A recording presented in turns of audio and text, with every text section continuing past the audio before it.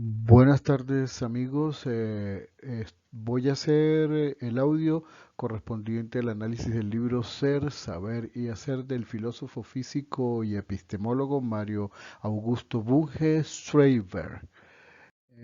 Es un filósofo de las últimas décadas que se convirtió en uno de los máximos representantes de la filosofía actual. Mario Bunge nació en Florida Oeste de Buenos Aires en 1919 y fallece el 24 de febrero del 2020 en Montreal, Canadá. A la edad de 100 años, con varios doctorados honoris causa en América y en Europa, ha hecho una cantidad o hizo una cantidad de aportes que lo colocan en el enfoque filosófico del realismo científico, donde desarrolló su pensamiento en el eje ontológico, nociológico, la interacción sistémica y el enfoque de composición entorno estructural y el semántico, el referencial, la interpretación y la verdad, y el metodológico, axiológico y moral, igualmente que el praxiológico. Mario Boone se destaca por cantidad de libros, entre los cuales los más importantes está la causalidad, la investigación científica, el problema de la mente, el cuerpo y su magno libro que fue el Tratado de Filosofía Básica.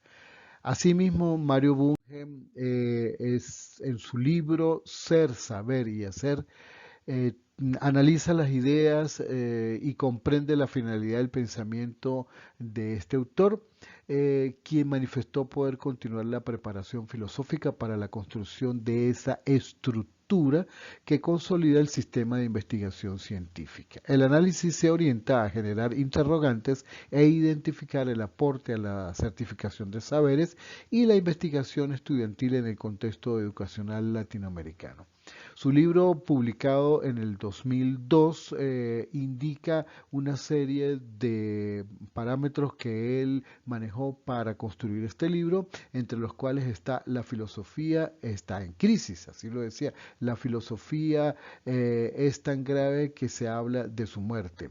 La filosofía en las universidades está escolastizada y han dejado de inspirar a las ciencias. Igualmente han reemplazado la investigación filosófica por una retórica dogmática y dice que las ciencias y las técnicas siguen avanzando vertiginosamente, sin embargo hay que poner cerebros a la obra y reconstruir. En este libro de El ser, saber y hacer, estructura 5 capítulos en una compilación de 8 conferencias que abordaron el tema filosófico expuesto en varios países. Igual recopila información ofrecida en algunas entrevistas que le realizaron al autor durante la visita de estos países. Estos 5 capítulos nosotros vamos a tratar de estudiarlos o por lo menos de analizarlos de una manera muy breve. Sin embargo, en el prólogo del libro hace unos desafíos de la ciencia y técnica del siglo XX, planteando que el filósofo defiende la investigación básica de los ataques pragmáticos y neoliberales. Igualmente, en este prólogo indican que defiende la libertad de la investigación básica contra las restricciones impuestas por dogmas ideológicos.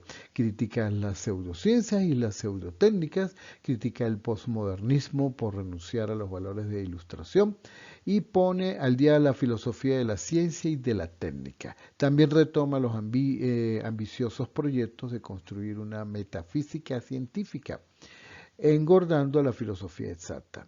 Propicia el acercamiento mutuo de las ciencias y desarrolla la filosofía práctica a la luz de las ciencias sociales. Igualmente propicia el enfoque científico de los problemas sociales más acuciantes. En este primer capítulo hace una, digamos, recopilación de lo que significa el ser, el saber y el hacer desde varios puntos de vista. En cuanto al ser, lo relaciona con la ontología, ser y devenir. Igualmente en el saber habla de la nociología, saber y semántica. Y en respecto al hacer, hace mención de la axiología y ética, valer y hacer. Así que, en primer lugar, en cuando habla del ser, habla de la ontología ser y devenir y dice que la ontología o metafísica es el núcleo de la filosofía, ya que se ocupa nada menos que del mundo. Así muestra la matematización de los conceptos metafísicos claves y sistematiza algunos principios generales del mundo real. Igualmente, en cuanto a lo que significa la nociología y semántica, relacionando el saber y el significar, dice que es la teoría del significado, la verdad y conceptos afines. La nociología o teoría del conocimiento se ocupa del conocimiento hecho así como del acto de conocer o del proceso de averiguar o investigar. Igualmente, con respecto al hacer, lo relaciona con la axiología y la ética cuando habla de valer y hacer. En este caso, ubica los valores en los cerebros de los individuos y las normas en las conductas individuales de los individuos en sociedad, y no en el reino fantasmagórico, como él mismo lo dice, de las ideas. Así pisa terreno firme en lugar de divagar en el vacío. Eso es lo que refiere a la parte del ser, saber y hacer. Igualmente, finalmente, en este capítulo hace mención de 10 principios que lo relacionan y que determina como el materialismo, el sistemismo, el emergentismo, luego el dinamicismo, el realismo, el cientificismo, el racioempirismo, la exactitud, el agotonismo y la holotenodemocracia. Esos son los 10 principios. Así de repente, de una u otra forma, los tres saberes vinculan a lo que significa la parte de emociones encargadas del desarrollo humano en el alumno y que adquiere durante su formación. Esto es lo que significa el saber y ser, el saber ser. En relación al saber saber es la parte cognitiva encargada de los conocimientos que el alumno adquiere en toda su formación. Y en el saber hacer es la parte de la aplicación encargada de la práctica que el alumno realiza una vez tenga lo cognitivo. En el segundo capítulo habla de la filosofía práctica como técnica. Toda ética presupone alguna concepción de los valores y toda filosofía política incluye un componente ético. De igualmente habla de la axiología y de la ética, hace mención de la praxeología y de la metodología. Hace un ejemplo cuando dice lo siguiente: uno de los problemas metodológicos más peliagudos y de mayor importancia práctica es el de la naturaleza del diagnóstico médico.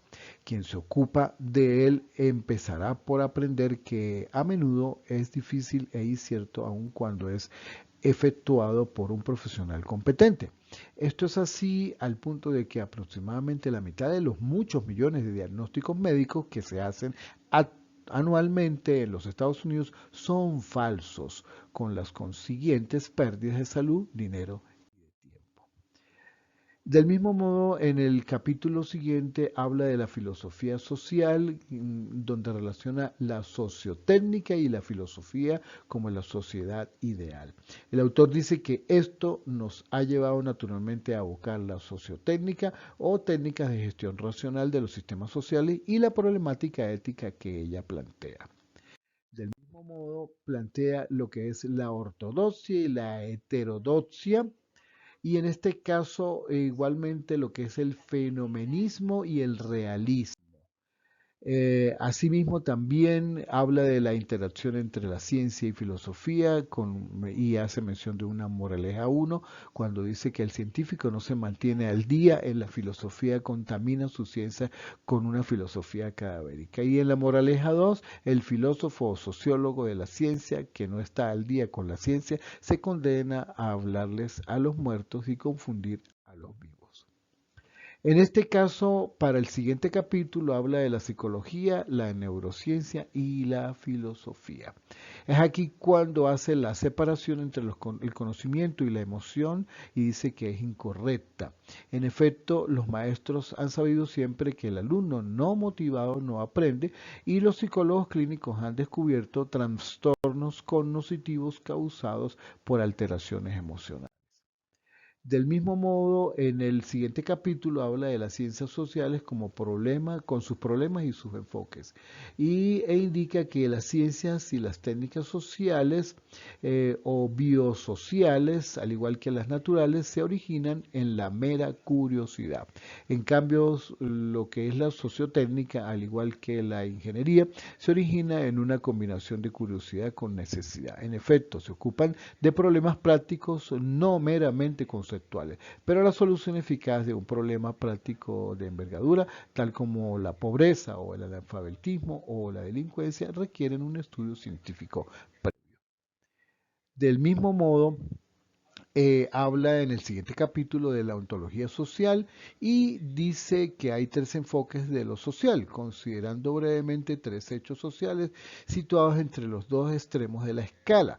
El primero, una transición entre dos individuos, que es el hecho microsocial. El segundo, una innovación científica, que es el hecho mesosocial. Y el tercero, el conflicto actual, por ejemplo, entre los Estados Unidos e Irak, como el hecho macrosocial.